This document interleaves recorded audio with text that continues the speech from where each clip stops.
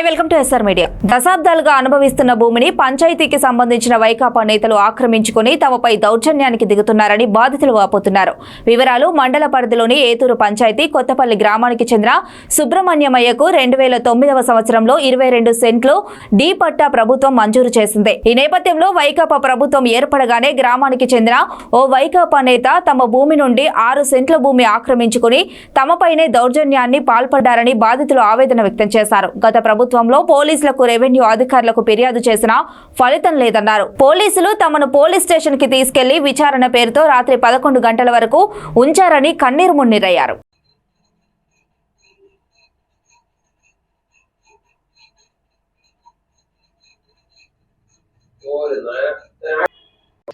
మా భూమిలో ఇల్లు కట్టుకోవడానికి మేము ఎప్పుడైతే మొదలు పెట్టామో అప్పటి నుంచి అధికారులను పంపించి మమ్మల్ని చాలా విసిగిచ్చారు. స్థానిక రాజకీయ నాయకులు అటువంటి వాళ్ళు ఉన్న దాంట్లో ఫేక్ డాక్యుమెంట్ సృష్టించి దాన్ని తీసుకున్నారు అనమాట, దొంగ సర్టిఫికెట్.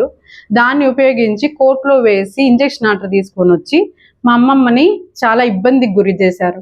ఎక్కడికి వెళ్ళినా కూడా గంటలు గంటలు కూర్చోబెట్టడము, మాకు న్యాయం చేయకపోవడము. గత ప్రభుత్వంలో చాలా చాలా చాలా ఇబ్బంది పెట్టారు.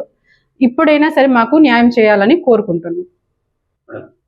రెవెన్యూ అధికారులకు మేము అర్జీ పెట్టుకున్న కూడా వాళ్ళు కూడా అక్కడ మాకు ఎటువంటి న్యాయము చేయలేదు. గత ప్రభుత్వంలో పోలీసులు సివిల్ దాంట్లో కలెక్ట్ చేసుకోకూడదు అయినా కూడా వాళ్ళు మా ఇంటి దగ్గరకు వచ్చి నన్ను మా అమ్మమ్మని తీసుకెళ్ళి అక్కడ రాత్రి 11 దాకా కూర్చోబెట్టుకున్నారు.